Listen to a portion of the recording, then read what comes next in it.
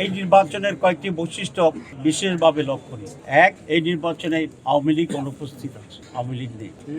দুই, এই নির্বাচনে বিএনপি একা হয়ে পড়েছে।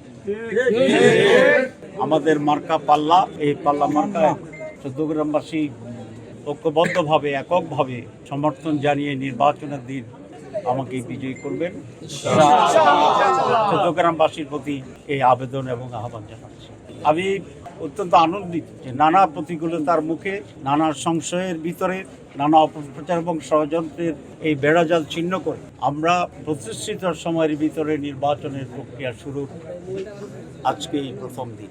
যারা বলেছিলেন নির্বাচন হবে না, অনিশ্চিত, সেই ষড়যন্ত্র প্রাথমিকভাবে আজকে বানচাল হতেছে। আমরা আশা করি এই নির্বাচন অত্যন্ত সুষ্ঠু হবে, নিরপেক্ষ হবে, অংশগ্রহণমূলকভাবে হবে এবং জনগণ আনন্দের সাথে স্বতঃস্ফূর্তভাবে তাদের রায় দেবেন। এটা বিগত 3টি নির্বাচনে তারা বঞ্চিত হয়েছে।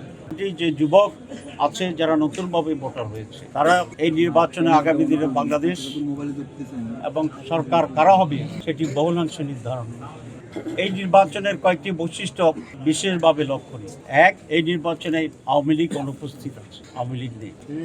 দুই, এই নির্বাচনে বিএনপি একা হয়ে পড়েছে।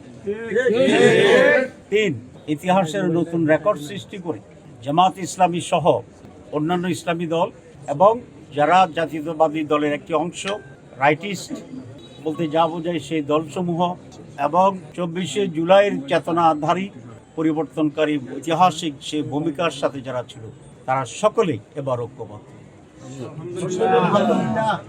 এটি অতীতে আর কখনো ঘটেনি। সুতরাং আমরা বলতে পারি একদিকে কতিপয় মানুষ দিয়ে একটি দল, আর অন্যদিকে সারা বাংলাদেশ।